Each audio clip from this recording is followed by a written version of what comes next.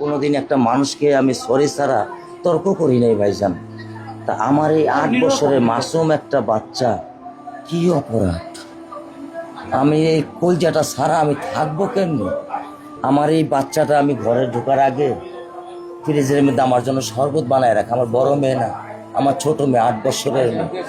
বাবা শরবত ছবি এখানে লাগায় রাখছে, বাবা তুমি আমাকে নিয়ে যাবা। আমি বলছি, আল্লাহ বাবা তুমি আল্লাহর কাছে যাও, আমার তো নেওয়ার দিয়ে যাওয়ার ক্ষমতা নাই।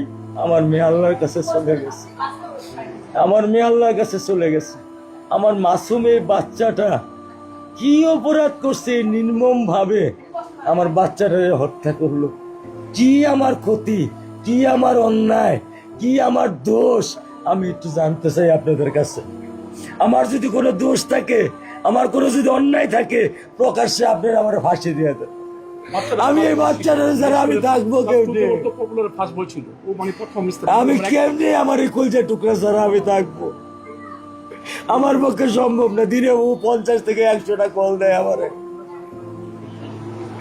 বাবা তুমি কখন আসবা, বাবা তুমি কখন আসবা, বাবা তুমি কখন আসবা। 8টা বছর আমি আমার বুকের এই ঘরে ঘুম পাড়াইছি।